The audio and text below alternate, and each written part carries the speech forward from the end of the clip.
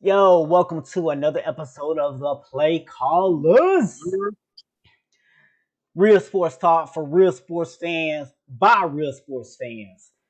I am, as always, Stephen Box, joined by my co-host. As always, your boy Cool McCain.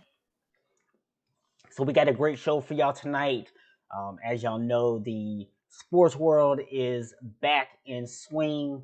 So we got some NBA to talk about, some NFL. You see all the topics on the screen, man. So we're going to do big. Before we jump in and get started, just want to remind y'all real quick: hit that subscribe button underneath, and remember you can also catch us on the go. Make sure you go ahead and listen to us on Spotify, Google Podcasts, or Anchor. So cool, man. We uh we have some more football coming our way. I know we talked a little bit about the XFL last year. Their season got cut short by the whole COVID thing, and it looked like they were going to go under. I know we were both holding out hope that that was going to change. And as always, man, The Rock saved the day. Hey, it's all about you, baby. All about you, football. But now, seriously, yeah, it was. When I saw it, man, I was really happy just because simple fact, man. Um, I enjoyed the XFL. I know the viewership kind of went down as the season went on, but I think a big part of that was everything going on with the COVID and everything just got crazy for everybody kind of quickly. So excited that The Rock and his team, his investment partners decided to go ahead and purchase the XFL. I think he's a guy that knows football, clearly knows how to promote things. So I think him and his team at the helm, making sure they have the right people in place to help, kind of like what Vince McMahon was doing with it prior to everything happening, and him having to go bankrupt basically because of in that venture because of the coronavirus outbreak. I think this is a good move for everyone involved. I think it needs to be distanced from Vince McMahon. He was doing okay to start with, but I don't think he just has really what it takes to run a football organization. I think somebody like The Rock getting it, someone who played at least on an amateur level. He did a video on Instagram soon after he had purchased the XFL, talking about how he was in the league and the CFL actually played a few games and got cut. Didn't know what to do. He had like $7 in his pocket, so he feels like that the XFL could be something that may be able to help some people get to the NFL, or some people at least be able to prolong their career in football that may just not, for whatever reason, catch on, at the NFL level. So excited, man, to have that time of year, knowing that it's probably going to stay the same as far as when it's played, and having the XFL back, man. Big XFL fan over here.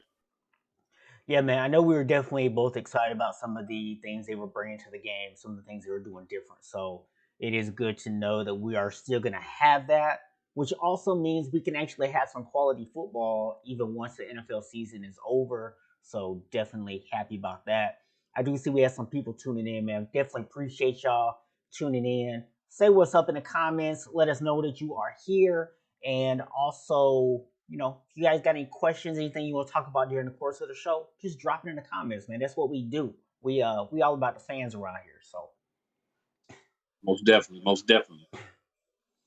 But to just so jump back to the XFL, man, one of the things about it, expansion. Now that we got someone that's going to have it, they're going to really put a lot of their focus into it, man. Maybe we can get some expansion. You're in Atlanta, y'all don't have a team. I'm in Charlotte, us or a surrounding area doesn't have a team. A lot of places out west didn't really have a team. So hopefully we can get some more expansion now, the next couple of years. That would be exciting to make it more of a comprehensive thing where they'll just have to play each other like 3 times. yeah, my only concern with the XFL right now is with COVID going on. Right now, we don't even know if the NFL is going to be able to have fans in the stands, and we've already talked about the financial impact that could have on them. So depending on when the XFL decides to come back, that could really hinder them. I almost wonder, would they maybe be better off holding off on actually launching until we can get fans back in the stadiums? Because, like you said, for them, they definitely need to expand. They need to grow, and to do that, they're going to need revenue, and a lot of that is going to come from ticket sales. So if they can't actually have fans in the seats, then that's going to obviously hurt their ability to expand and grow the league. Well, you got to think about too. Big part of revenue is the TV contracts. So if they can secure the right TV contract for the XFL, I feel like they could possibly bring it back this year. They may want to wait a year and just maybe reboot some things, build things up because they had more time to build the infrastructure when they essentially came back this previous time. But a Right. lot of those things are probably still in place, so they probably could still use those. We'll see when they decide to do it. But I think if they decide to launch it this year, the good thing is they have football to watch NFL, so they can always say, "Well, let's see how the NFL season goes. We can tentatively start putting things together, and if we need to adjust along the way because of what may happen with the NFL season, that's something that they could do." But just excited to know it's still going to be around and it's going to be an alternative. And like I said, I kind of liked it because number one, I didn't have a team I was tied to with them. And not saying, you know what I mean when I say that. I could just Yep. kind of look at the games, not worry about who wins or who loses, just, good football. So Yep. kind of excited to see it coming back and, you know, I'll be watching whenever it comes. Yeah. I mean, it was kind of like watching the Seattle Seahawks and the New England Patriots playing the Super Bowl for me. I hated both teams, so except for with the XFL, I don't hate either team. So but either way, I was able to just sit back and watch the game. So I get where you're coming from. Absolutely. So it's funny, man. You mentioned the fact we don't have a XFL team here in Atlanta, and obviously Atlanta would be one of the markets they might come to. But what we do have here is a WNBA team, and they recently did something that has some people talking. So I'm just gonna throw it out there and say I have my own political views. I'm not going to share them on the show because we're not here to talk politics. So I'm not here to tell you who you should or should not vote for. I am going to tell you that you do need to vote in November either way. But the WNBA players on the Atlanta Dream let it be very well known how they feel about one of their co-owners and who you should be voting for come November. So what are your thoughts on their protest? A little bit different than what everybody else is doing. Yeah, I mean, I thought it was great. I thought it was well planned. I read up on it. I like the fact that they actually went and talked to the candidate that they were endorsing on the shirts. Beforehand, they had Zoom calls with them and the Phoenix Mercury, who also partook in it before their game. What I liked about it was it gave a clear message. I know a lot of the Dream players in different interviews since the things came out about that particular co-owner have tried to reach out and have a conversation and understand uh, the co-owner. She's, basically not made herself available to those players, which I find a little disrespectful if you're going to come out and kind of send a letter to the league and say, oh, we shouldn't focus on this. And then players that affects want to talk to you to understand your point of view, and you won't take the time to speak to them. So, they try to reach out to her for a few weeks and then they decide, you know what, that's fine. That's how you want to do it. We're going to, stage our own protests. I really respect the fact that they're using that platform to, further things that matter. This is something that affects a lot of people in different ways. If you're not black, but you have, black family members, black friends, whoever, this still affects you. So for them to say cohesively, two teams to get together and say, you know what, we're going to support this and we're going to both do this to protest what this particular person said. And I'm not saying her name purposely because I don't want to give her name any airtime. I don't want to give her message any airtime because I completely disagree with it. Not on the political level, but on a personal level. So I just simply say, for me, kudos to both teams for doing it. Um, I love the fact that, like, again, they're using their platform for positive and to make things happen. So really excited about it. Hopefully they continue to do things, and hopefully all of those teams continue to do things to have their voices be heard. Because again, just like the NBA, they're encouraged that they can speak out. And there are people who I've seen in my Facebook, I've seen on my Twitter, on different platforms that are basically against it, and they're not going to watch the NBA or the WNBA because of all the Black Lives Matter things. That's fine. I don't think the NBA cares if you don't watch. I don't think the WNBA cares if you don't watch. If you have that much of a problem with it, it feels like a problem with you. Yeah, I mean, one thing I will say is if you're one of the people who were running around, just a couple months ago saying, "Oh, why can't people do peaceful protest? And why does there gotta be violence? Why does there gotta be looting? Why can't everything just be peaceful?" If you're one of those people and you have an issue with this, then accept that you're part of the problem. Because you can't sit there on one hand and say, "Oh, why can't the protest be peaceful?" And then when people do a peaceful protest, you get mad about it because you don't agree with their point of view. It's okay that you don't agree with their point of view. It's okay if you decide that you don't want to watch the NBA or the WNBA because players are expressing that point of view. I have no issue with you doing that. What I do have an issue with is you saying the players don't have a right to do it. Don't sit there and criticize someone for protesting peacefully when you made this big fuss about, oh, why can't the protest be peaceful? So I'll just leave it at that. Don't be a hypocrite, people. That's basically what it boils down to. And just want to recognize G Sosa back with us again in the G comments. Sosa. I love those. I love the XFL too, bro. I'm telling you, it feels to me one of the quick things. It feels to me kind of like if you had some dudes that you grew up with, it was kind of nice with football, but they weren't quite good enough for the league, whatever the reason. Maybe they didn't get to go to college because of bad decisions they made. Maybe they just didn't have enough time to make it in NFL initially. But you give them another opportunity to see what they got. So, man, I'm all for it too, bro. I'm all for it. Absolutely, man. I'm glad that they're gonna stick around. We definitely need something to push the NFL. Obviously, they're not going to become more popular than the NFL. They're not gonna outcompete the NFL. But what they will do is they will force the NFL to innovate and not just sit back and relax. So that's why I'm really glad to see the XFL. Plus, like I said, man, I like the fact that they decided to not compete head to head, but to rather focus on having their games during the NFL offseason. So that way we get to still have some football even after the NFL season is over. So loving it. So sticking on the football conversation, man, we do have the college football top 25, which I always kind of cringe when these top 25s come out in college football. We've had this conversation multiple times in the past, but we've never had it on the show. So I'll just go ahead and kind of throw this out there.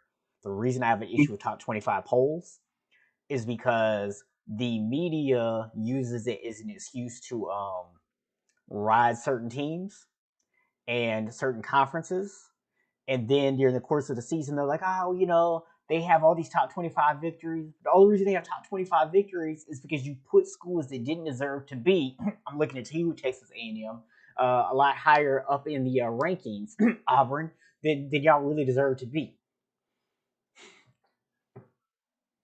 Well, I'm gonna take it a little bit further than certain conferences, the SEC, and I'm gonna give you a perfect example just in the top 10 from this poll. I'm gonna give you the top 10, and you tell me how many SEC teams you hear. Okay. Number 1, Clemson. Number 2, Ohio State. Number 3, Alabama. Number 4, Georgia. Number 5, LSU. Number 6, Oklahoma. Number 7, Penn State. Number 8, Florida. Number 9, Oregon. Number 10, Notre Dame. So if I'm counting correctly, you got 4. 40%. I see in the top 10, 3, 4, 5, and 8 all SEC teams. So that's 4. Now, if you wanted to go even a little bit further, number 11, lo and behold, Auburn, another SEC team. Who does I'm not even going to go further than. But I'm just going to simply say, man, it's to a point where it's kind of just. The best way I can put it is there's no real parity anymore because of what they're doing. So then, on top of this, and we talked about this a little bit earlier, now you're doing it this year where not only that, but they're only playing in conference. So if you're not in the SEC, you don't have a chance to play 4 top 10 teams this year, 5 top 12 teams. So help me explain, or help me understand, I should say, how that's reasonable. And if we're basing it off how they finished the year before and how much quote unquote better you think they're going to be, how is Florida number 8? Yeah. You know, Now, I'm not saying that Alabama shouldn't be somewhere in the top 5. I am saying that Georgia and LSU right behind them. LSU lost almost all their firepower last year. yeah, How are they a top 5 team in the preseason? yeah. To me, it's a little bit of bias. You gotta do better. I mean, you know, man, I understand you always give the defending champs a little bit of the leeway there, but to put them in the top 5 when they lost their quarterback, who basically was the majority of their offense, to me, that's just too high. You're not being reasonable with where you are putting them. I could have been okay with you leaving LSU in the top 10. I could be okay with Alabama being, like you said, in the top 5. Georgia's been pretty consistent, so I'm okay with them being in there. Florida, you know, a lot of people are hyping them this year, think they're going to be something, so you're really putting them up there based on what you think they could be. But if we're basing on what they actually did last year, they didn't really do anything impressive. So I don't really think they deserve to be in the top 10. Auburn doesn't even deserve to be sniffing the top 10. And Texas A&M, I barely even feel in that they should be in the top 25, let alone where they are. So, you know, 13, yeah. yeah, I mean, for me, it's like it's that bias, man. They always want to do that, and now, like you said, the problem is you don't have any out of conference games. So as the SEC beats up on each other, all you're gonna be doing is saying, "Oh, well, you know, they lost to other top 10 or top 15 teams," and you know they'll find a way after like 1 or 2 wins. They'll move, you know, some of these other teams up, and they won't punish them as much for losing to each other. You know, imagine, Jesus, I know you a Notre Dame fan. Let's just say, for example, and by the way, I don't really think this is going to happen, but let's just say that Florida State ends up being way better than we expect. We're not even ranked. Say we go in there, mess around, and beat Notre Dame. Notre Dame is going to crash in the rankings because they lost to an unranked Florida State team. Or let's say even if we are ranked by then, you know, they'll move us up real slow. So we'd be lucky to be like around like 20 to 25. So, you know, they go and lose to us. Now they plummet, whereas an SEC team could lose to a team that's the same caliber as us, but they'll be ranked higher because they're SEC team. That's the problem I have with preseason polls, man. Yeah, it's pretty sad. And I agree with you, G. Sosa. It always has been just a bunch of hype. And I think it's trash that you would be punished that much for a loss to somebody in the ACC. But obviously that would happen in Notre Dame. That's a great example. Clemson, you know, they punished Clemson last year for almost losing. Yeah. And they lose, they almost lost. They punished them. So, you know, it's crazy, man. But I will say this. Notre Dame does bring a little bit more relevancy to the ACC for the next season. Them being our conference for play, it does raise the profile a little bit. So, you know, I can't appreciate that. Miami, you know, if we would have had a top 32, Miami would have been in. It's funny though, because we didn't do much last year, but we got a lot of hype. You know what I'm saying? The people we brought in through transfers and you know, freshmen coming in. So why we can't get a top 25 before they can get number 8? Yeah. I mean, you know, man, it's just ridiculous, bro. I mean, we've seen this for a long time. I mean, you talking about Clemson. I mean, even going back to 2014, you know, the year after Florida State won the national championship, we still had Jameis at quarterback, and they were like looking every week. As soon as we were like struggling in the game, they're like, "Oh, we're gonna knock Florida State down a rank because they struggled in a game." You know, when's the last time you ever watched an SEC team get dropped because they struggled in the game? It never happens. And also earlier with your comment about LSU, remember they not only lost Bureau, they also lost their top receiver and their running back. Where'd the top receiver go again? Minnesota. Where didn't he go? Hmm? Where didn't he go? Hmm? Somewhere Mo out there cussing right now, man. Mo out there cussing at the show right now. Yeah, whenever if Mo watches live or if he get on later, he gonna be cussing. Definitely. For those of y'all didn't see, you should go look on our Facebook page and go back and watch the draft and just get to the Eagles pick, and you will get a much entertainment out of our special guest Mo for that week. It was quite entertaining. I still stand by my comments from that day. Hey, I stand by my comments from that day too. But hey, man, we'll see what happens. So I know we got some player opt outs, man. You guys, I know, lost one of your good people on your defensive line down there in Miami. I haven't really looked a whole lot at the college. I just happened to see that y'all lost him. Have you seen any other big college names that have opted out this season? So I forgot his name, but the cornerback from Virginia Tech, I believe it is. He was a top draft prospect. He opted out. Of course he did, because they're not playing Virginia Tech. And I haven't really seen too many others as of yet, but they're not at that deadline yet. So I do expect some more people are probably going to opt out. The one thing I'll say, even before it gets started and people opt out, people start what they have to say about it. These are college kids, man. If they don't feel comfortable going out there in this particular situation, they should not have to. Absolutely. NFL player, I feel, is a completely different story. You're a paid professional. You should have the right to opt out too if you have the issue. But if someone wants to scrutinize you opting out, you should be able to handle that. College kids, they don't want to play. It shouldn't be no problem at all because they're college kids. They still got a lot going on in their life. They still got a lot of life to live. We still don't really 100% know what type of long-term effects, this is going to have on people. So, I don't have a problem with any college kid, even if all my best players in Miami decide to opt out. That's your decision, and I will respect that.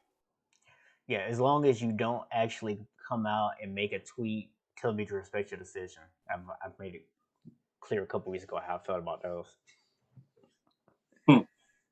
But yes, I completely agree. In terms of just respect what these kids are deciding. This is their health.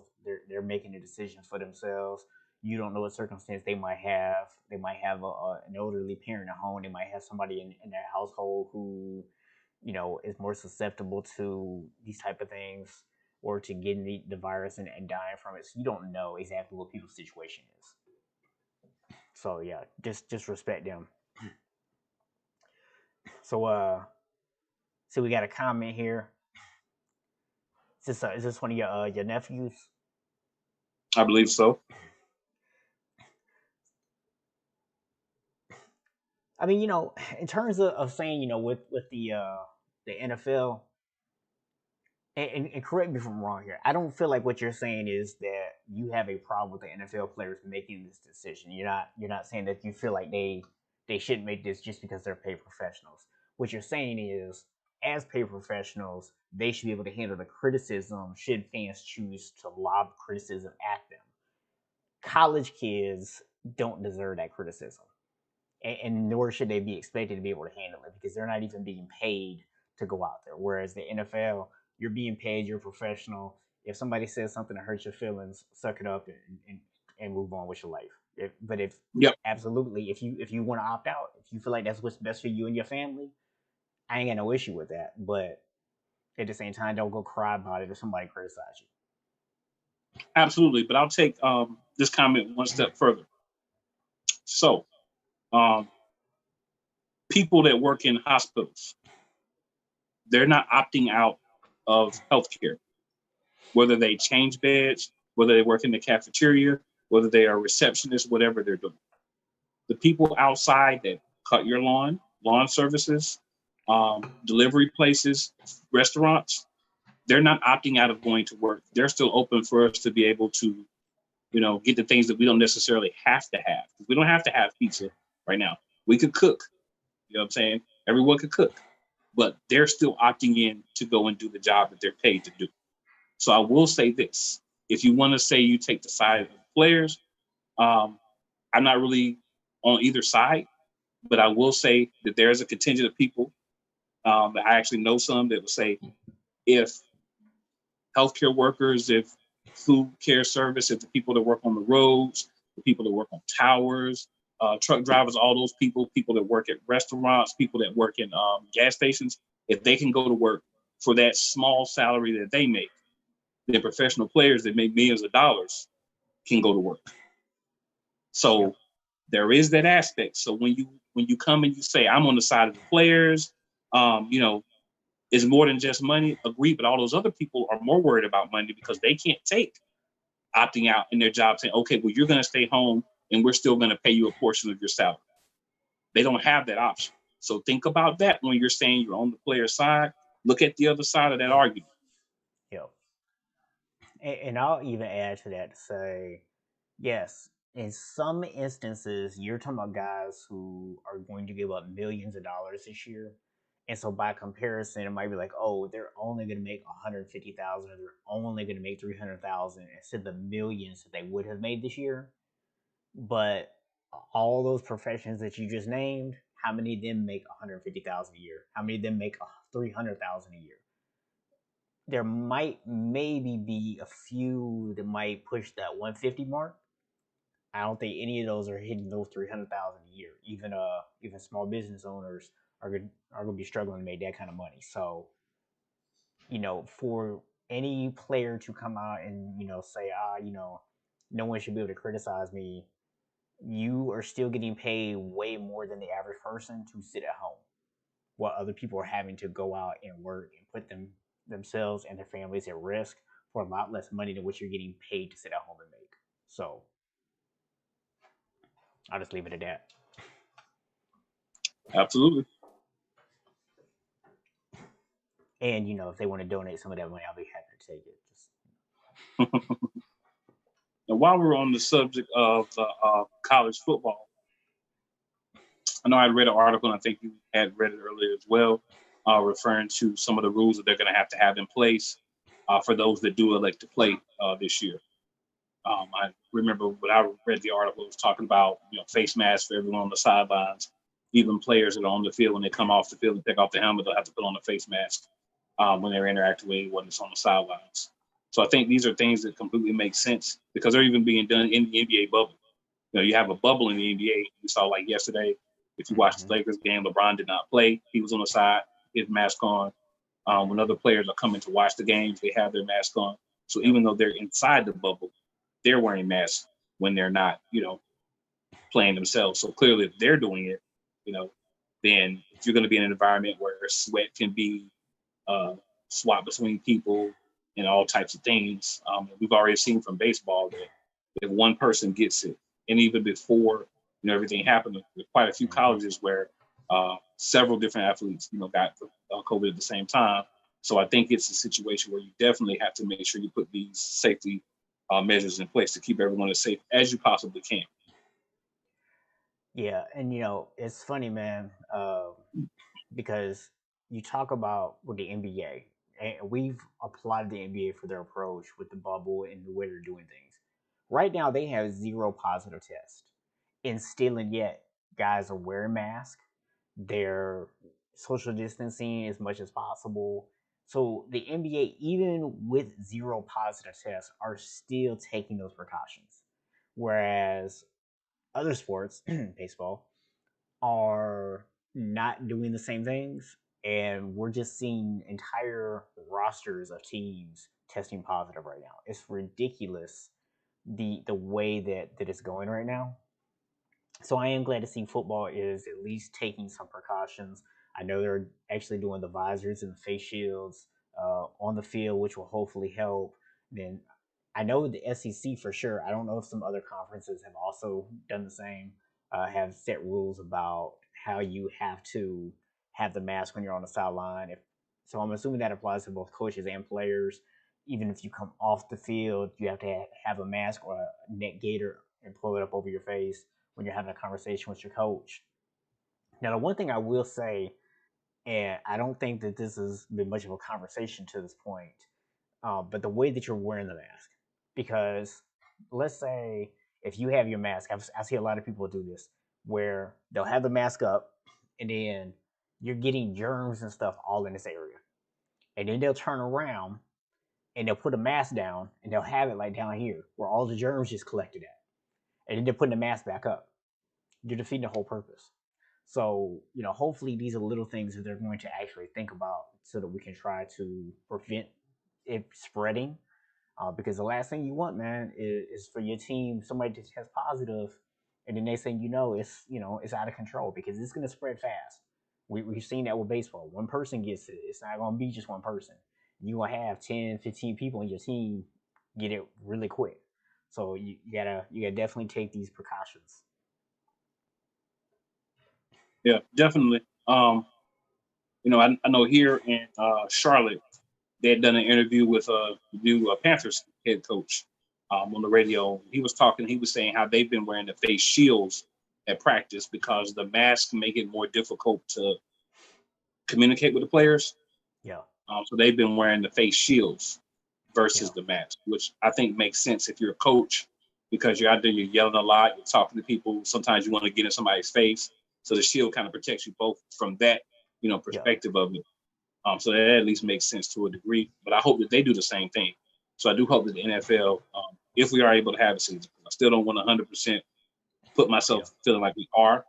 I hope it yeah, at least starts. But if we do, I think that that's something they need to adopt too. If we're seeing it basketball doing it in the bubble, then I feel like we need to have everybody doing it. If you still feel like that's a necessity inside of a sterilized environment, outside of the environment, it's got to be done. So yeah, hopefully they'll adopt the same policies and just want to keep everybody as safe as possible, while they're out there. But inevitably, I feel like because of the way the NFL environment is going to be, and it's going to be similar to baseball, I feel like someone's going to get it. Inevitably. yeah, I think outside of the situation you have with basketball, for the NBA and WNBA, you completely eliminate anyone having it. But hopefully, they're testing enough to where it's caught in time, and maybe they can stop the spread. So we'll see. But I mean, that's all I can hope for right now. I really want some NFL football. I feel you on that, man. I know we did not talk about this earlier, man, but I just happened to have saw this on Facebook. A little moment of humor for you. Somebody, you know how some of the baseball teams have started selling the ability to put your face on and had like a little cardboard cutout. Somebody actually, I guess, paid the money, and they did Bernie from Weekend at Bernie's as their face. So you're watching TV and you see Bernie like sitting up in the stands, bro. I was dying laughing. Crazy. I don't know who wasted money on stuff like that, man, but it was hilarious. Now I saw baseball the other night, and they actually are doing uh, the people like they're doing for basketball behind the dugout. Yeah, So they had the people like when you're and it was crazy, man, because you still got the fence and stuff behind them, but like the pitcher would be able to see him when he's pitching. Like the batter's back would be to him, but they had the people sitting up there in the chairs up there. I was like, bro. But hey, I mean, if people pay to do it, you got to do something to get some extra income. Tough time for basically. everybody. So just to answer Jedediah's question here, man, he said, do we think that if the NFL does have a season, that they should reduce the amount of games, maybe like 8 or 10 games? My take is, I don't really think it matters in terms of how many games you play. If you can play one game, then you can play 16 games as long as you're able to keep things under control. So I don't really want to say they should go and start off by saying that they're going to have less games, because at this point we don't even know if the NFL is going to be able to get through 2 or 3 weeks of games before things get out of control. So do they need to have an idea of how they want to go about doing this? Should the worst happen and this starts spreading, are they going to cut down the number of games? Are they going to even have a postseason, or are they just going to cancel altogether? Those are all questions that hopefully the NFL has some answers for. I don't know if they've got any contingency plans in place for that just yet. But in terms of should they start off by just lowering the number of games, I don't really think it matters. I think if you can manage to control it for 8 to 10 games, and you should be able to manage it for 16. I mean, for me, it's just a matter of I don't think they're going to cut down the games unless it's necessitated. I think if you're the NFL, you're trying to get all 16 games, the playoffs, Super Bowl, Pro Bowl. You're trying to get everything. Obviously, it doesn't look like it's going to be fans. I know some teams have already said there won't be fans in their stadiums, but I'm pretty much to the point where I feel like, you're going to have the season at least start, unless something happens to stop it. So you're going to have a season start. They're going to want to finish it. If they come to a point where they have no choice, I think they're going to stop it. But I don't think they're going to do a reduced schedule again unless it's necessitated because they have to shut down. Yeah. Because you want to get that TV contract money for every game because you're already losing a lot of your funds from season ticket holders. I have a friend I go to games with in Maryland to the football team. And, he was telling me that they've got to notice that they're going to pretty much hold off on people for this season. They're not going to have many fans for now in the stadium. So depending on where your seats are at, you may not, be able to have your seats. So you can hold off to next year, or you can, be placed somewhere else. So they're obviously going to do some type of social distancing, and at least at this point, try to have some fans in some stadiums. But you're not going to have the same amount of fans, same amount of concessions, any of that. So I think they're going to want to try to play as many games as they can, so that they can at least get a portion of the funds that they want. Because it's all business. At the end of the day, it's all business. It's entertainment for us, but for the people making the decisions, it's business, it's money. Yep. And you got to think, some of these teams that feel like they have a real chance at the Super Bowl this year, they have all those teams are going to have at least one or two guys probably on the roster who they get up there in age a little bit. And they're trying to waste no opportunities, man. They're just trying to waste any seasons. They're trying to get it while they can. So, these players, they definitely want to get out there and get it done and be able to play and collect their paychecks, except for the ones who obviously opted out. But, for the most part, man, that's really what these teams want. Now, it's funny you mentioned the football team. Is that like an official mascot? How do you make the football team your mascot? But the Washington football team's running back, or now former running back, Darius Geis, was released today, and that is because he was arrested for domestic violence, one count of strangulation, like 3 counts of assault, a count of battery, and like another count of property destruction. I mean, I don't know all the details, so I'm not going to automatically just assume his guilt or innocence either way. But you know, the fact that you turn yourself in, the fact that you were arrested, and the fact that the team had absolutely no pause whatsoever in letting you go tells me that there's probably going to be some very unfavorable details to come out in the very near future. And man, this is one of those things that a lot of people don't talk about, but the NFL definitely has to get a handle on, because we're just seeing too many instances of domestic violence in the NFL. It's really out of hand, and there's no need for it, man. I always grew up with the being told like a man doesn't do that, and so when you see these guys out there and they're on TV and they're playing this role where a lot of young people are looking at them as role models, you gotta take that seriously. You can't go do things like this if you're going to go out there and be role models for young kids. You gotta set a better example. Yeah, I mean, again, like you said, the first thing I always want to say in these situations is these are reports, these are allegations. At this point, nothing's been proven. But if it is true, then I mean, number one, do need to get a little help. And G Sosa, you're a Redskins, or excuse me, my bad, football team fan, so you might want to chime in the comments. But I just think, man, you have to definitely make better decisions because, like you said, a lot of people are watching. If you're on the football team, especially with all the other things they have happening, just the fact that you are accused, they got to cut you. Yep. So you basically made yourself a free agent. And then if it comes that all or part of these allegations aren't true, then maybe you get an opportunity, somewhere else, this season. I think you're pretty much done with the football team. Although he's been injured a couple of years, he's been in the league. I guess the person who would benefit the most from this is probably Adrian Peterson. But it's tough, man, when you hear these type of things, especially everything that's going on that, a guy possibly made decisions this poor, man.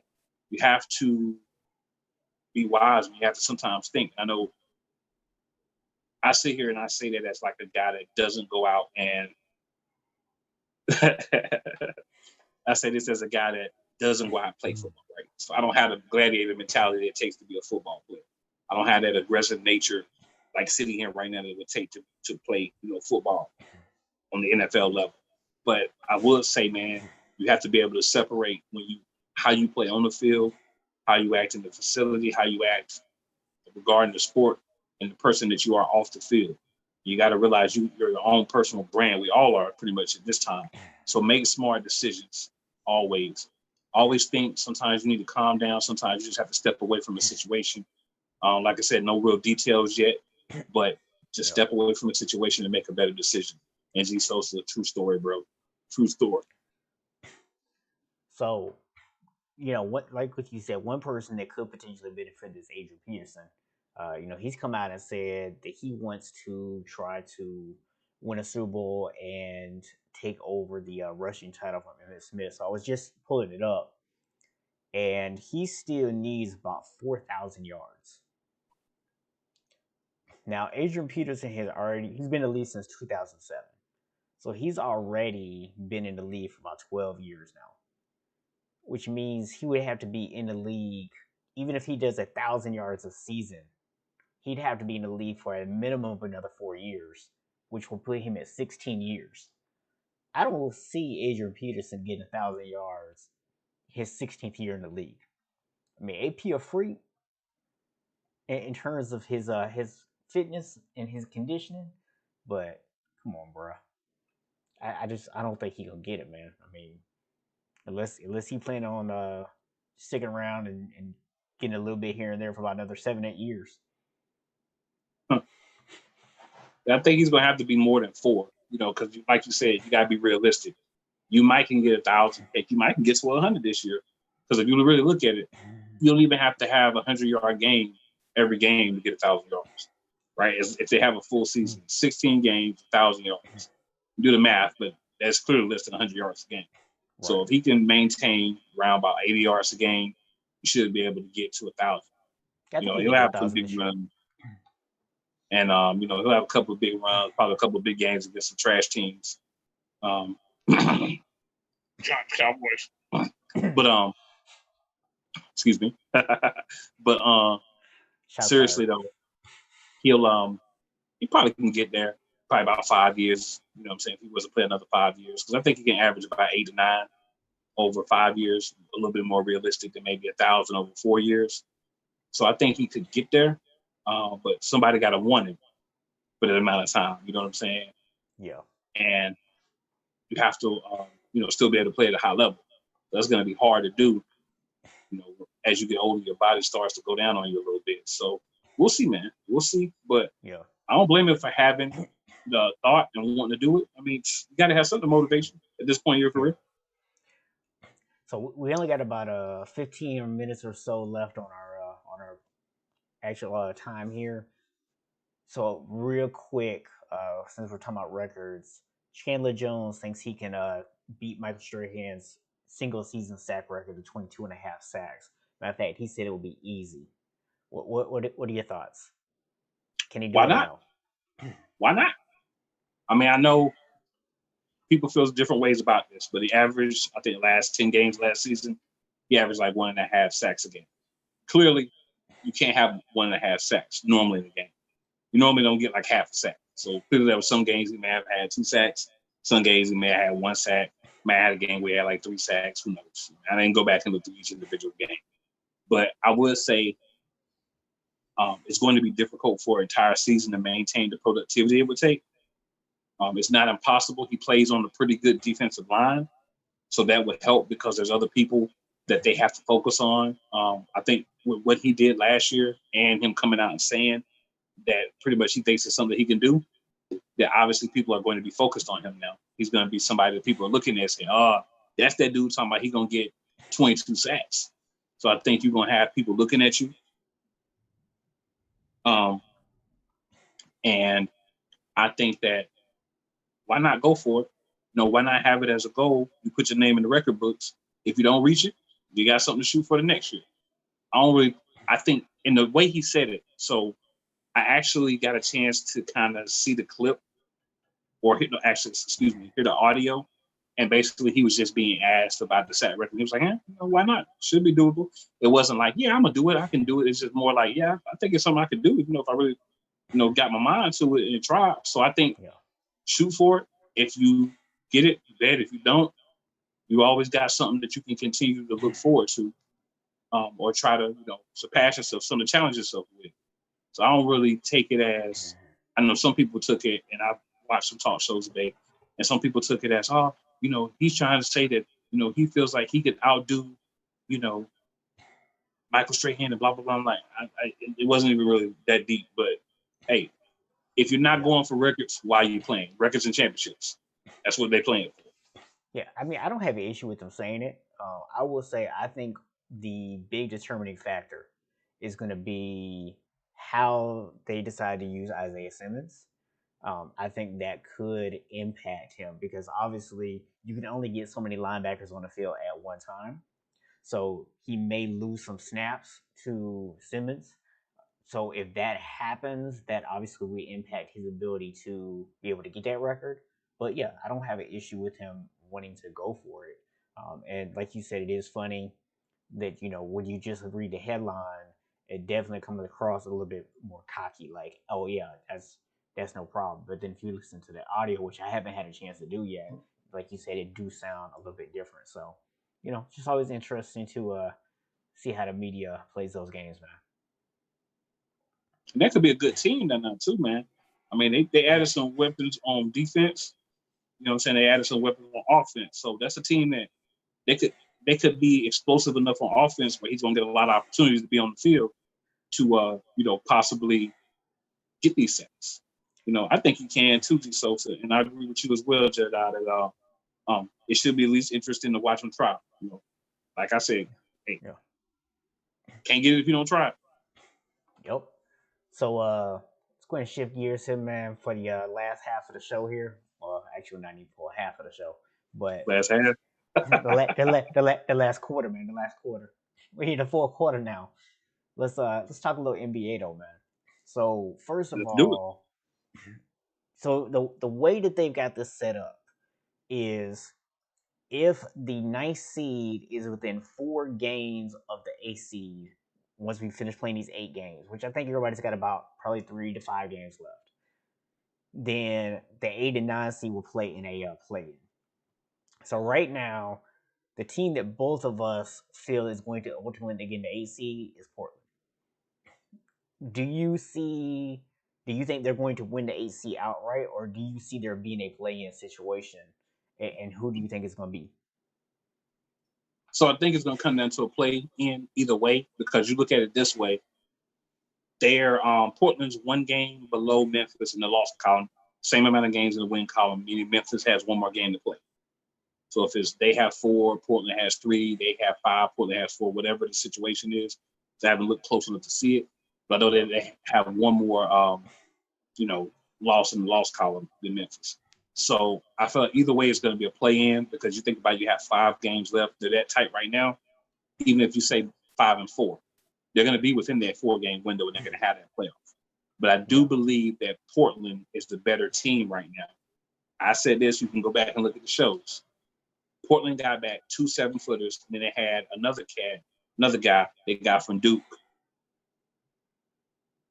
that's been playing well as like a third option, and they're kind of, I wouldn't say a big 3, but like 3 potent scorers that they have on that team, along with Damian Lillard, CJ McCollum, and that sort of thing. Yeah, I saw that too. That's why I laughed.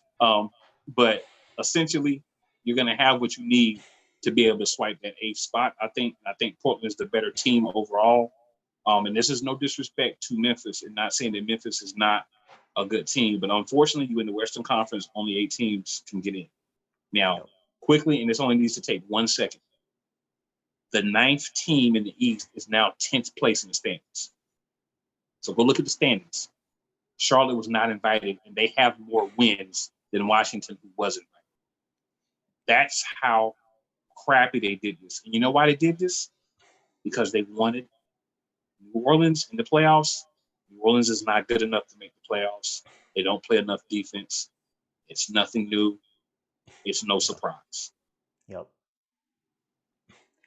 Yeah, and his name is escaping me right now, but Memphis lost their big, and it's, I think, really affecting them to the point that I don't see them being able to hold on to the 8 seed. I think Portland does get the 8 seed, and the way they got this play-in set up, it's a huge advantage to be the 8 seed rather than not. Because if you're the ninth seed, you have to win both games. If you're the 8 seed, you only have to win one. So Yeah. it's a huge advantage to be the 8 seed, and I think when we hit the end of the season here, Portland will be the 8 seed. So that's something that we'll just see how it plays out, but I do think it's going to be Portland.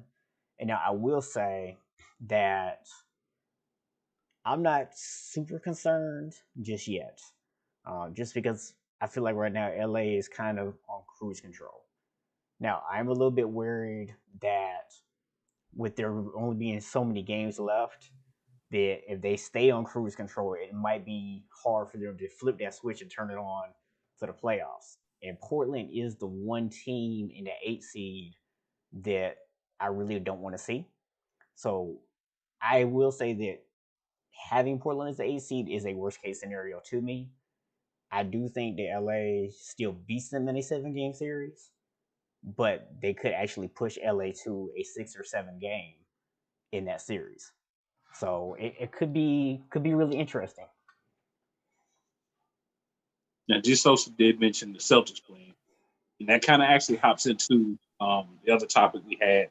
We got about 6 minutes left, so we got a couple of minutes to talk about it. So, I want to point out some teams that I've been impressed with what I've seen since they've been back, because I'm basing everything I'm saying off since we got in the bubble.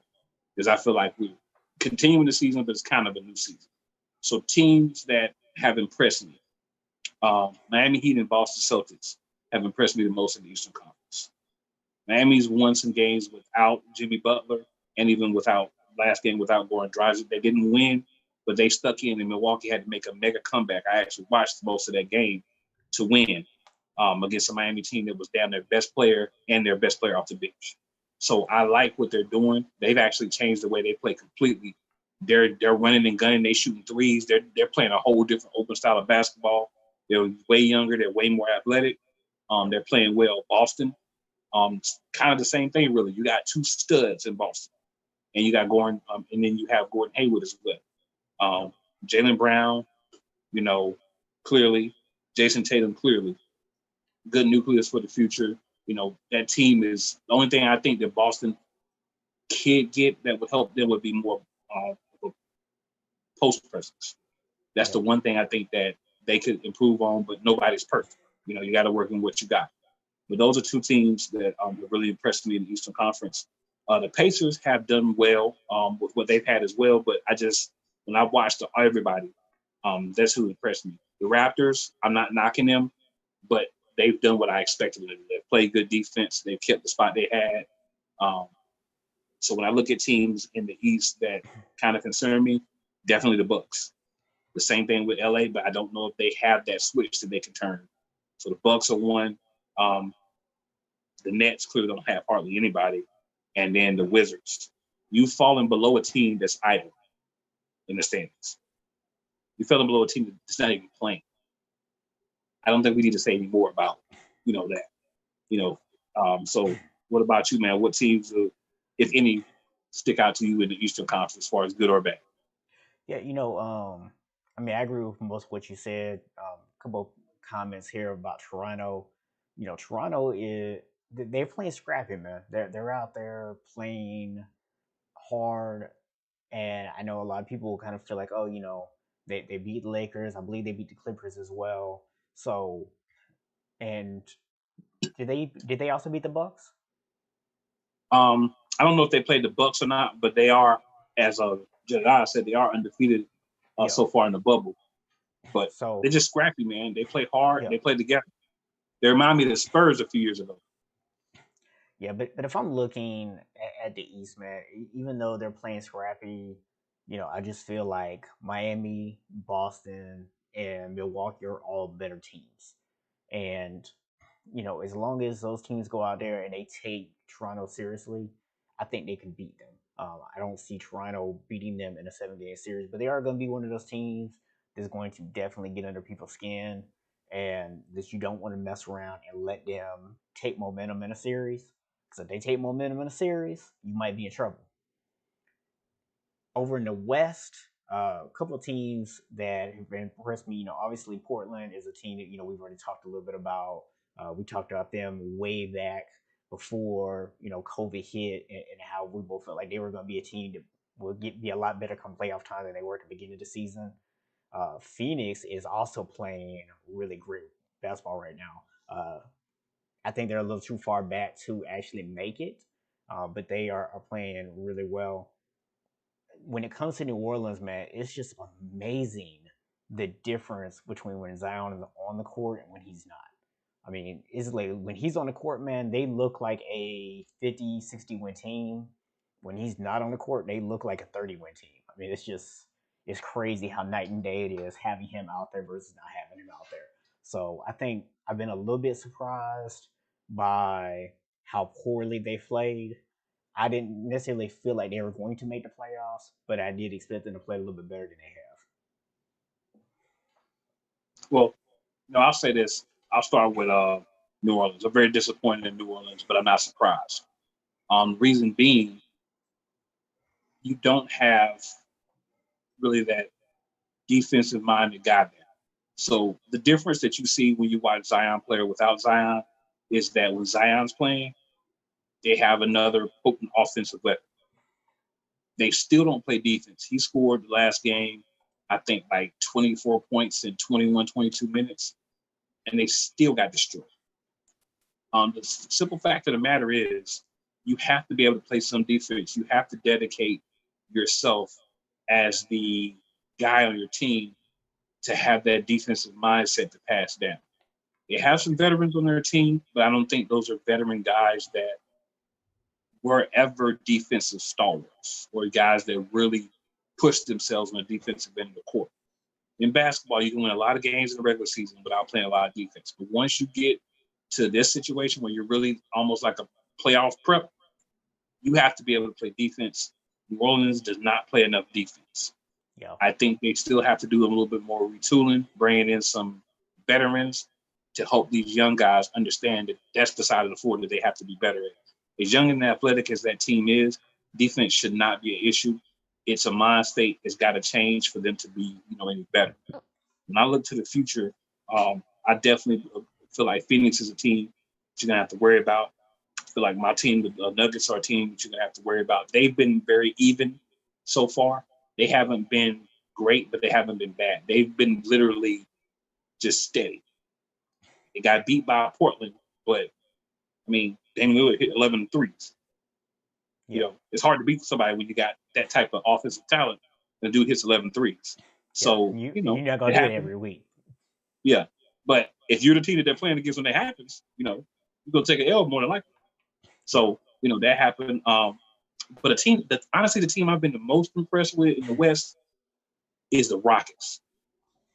This is a team, and notwithstanding the LA game, because I understand they didn't have all their pieces, but this is a team who has embraced small ball, and they have made it work in this bubble. And they've played against Denver. They've played against the teams with the big boys.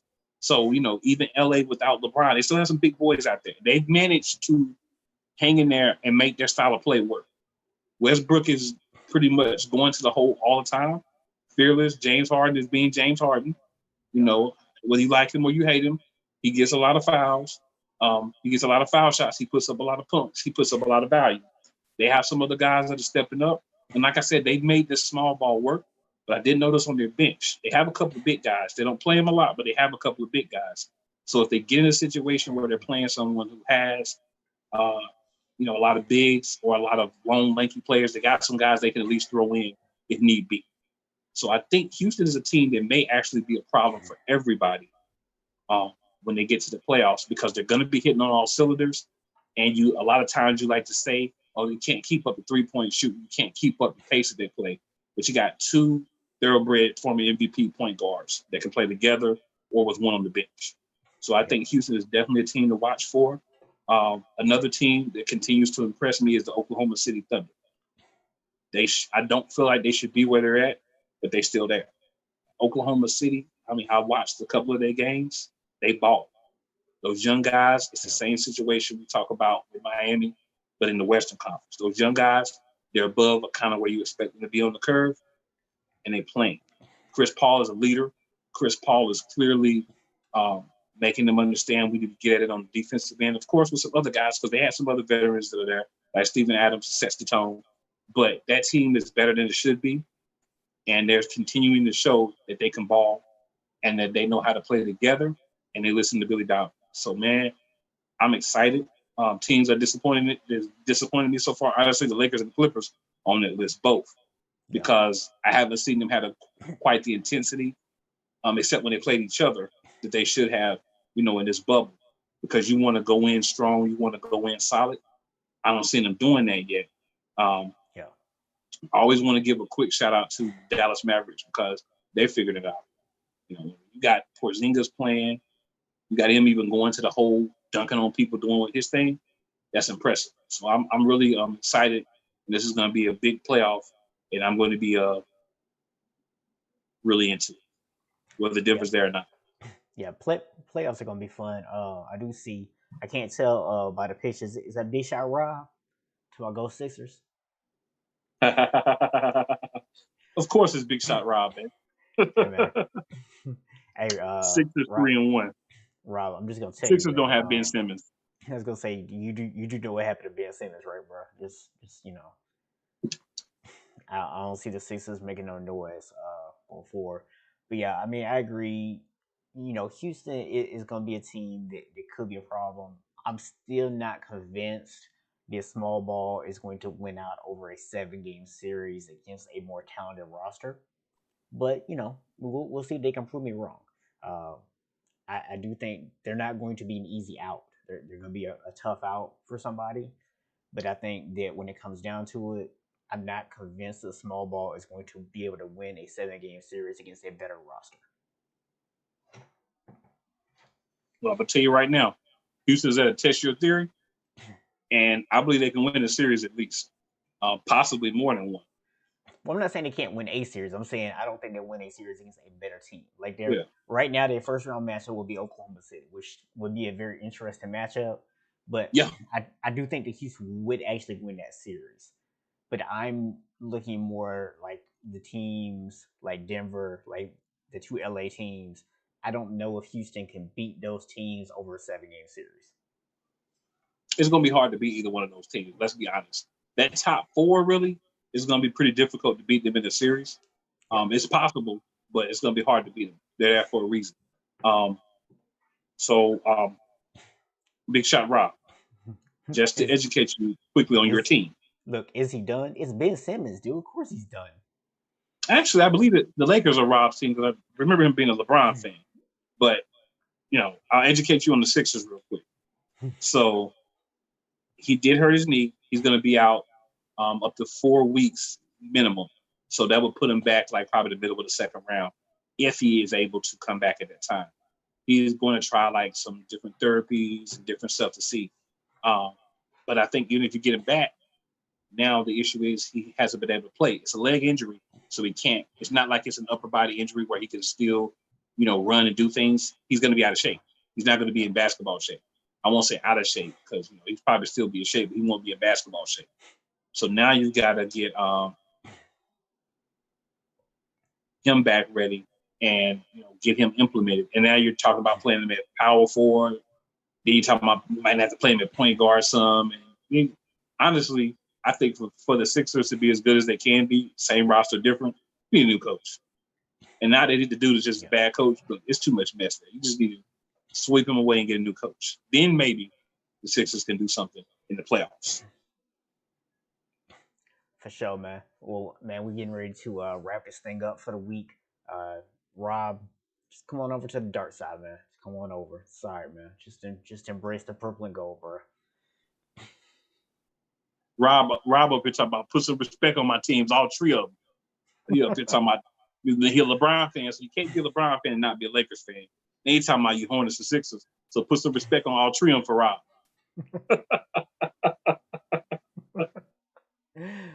Oh man. Well, man, So G Sosa, I to... think you got a good shot with the Rock. With I agree with the Rockets. You know what did I say about them? G Sosa, I see you agree as well. When it comes to other teams that may do something, I definitely feel like Lakers are there. You know, Clippers are there. We're gonna see if Milwaukee can bounce back, but I think they will. Miami, some different ones. So we'll see. But Rob, you can't be a LeBron fan. You jump to Miami, you jump to Cleveland, you jump back to Cleveland, and not go to LA. That's an unwritten rule of being a fanboy. So you gotta either decide if you're gonna be a fanboy or you're not gonna be a fanboy. But you can't be a fanboy and then say, "Oh, I ain't gonna be a fan, this team, but all the other teams, I'm be a fan." Personally, I feel like it's a little disrespectful, no matter how you feel about the Lakers, that you say you can't root for the Lakers, but you can actually bring yourself to root for the Cavaliers. I find that a little disrespectful. That you will go root for trash juice, but you can't root for the Lakers. I just find it disrespectful, man. Well, of course you feel that way, man. You're a Lakers fan. But no, Rob, I'm just messing with you, man. It's all good, bro. If you want to have 3 teams, you want to have 5 teams, man. Hey, that's how you roll, bro. But you got to follow your boy, because you want LeBron to do well. All LeBron disciples of LeBron want LeBron to do well. So if you want him to do well, the Lakers got to do well. So you really cheer for the Lakers, whether you want to admit it or not. Either way, LeBron did that to you. Your boy LeBron did that to you when he went to LA. Just saying. Might as well just embrace it, man. Well, man, big shout out to everybody who joined us live, and especially for all y'all joining us in the comments. Appreciate you. Much love. Make sure y'all tune back in next week, 8:30 p.m. Eastern Standard Time, like every Friday night. And make sure that you hit that subscribe button below. And do me a favor, man. Make sure y'all share this with other people. Let them know that we are on live on Friday nights. And if they can't catch us live on Friday night, they can also subscribe to the podcast. All the links are in the description of the video. So definitely hit us up and do that. But it's that time, man. Gotta remind y'all that even the sun goes down. The heroes eventually die. And horoscopes often lie. But sometimes why? Nothing is for show. Nothing is for certain. But until they close the curtain, it's him and I. The play callers. HCL, the Charlotte, North Carolina. Y'all better know that. Yeah. Next week, y'all. If you're watching the replay, appreciate it. Keep watching. Try to get on Friday nights, 8:30 Eastern Standard Time. Holla at your boy. Deuce.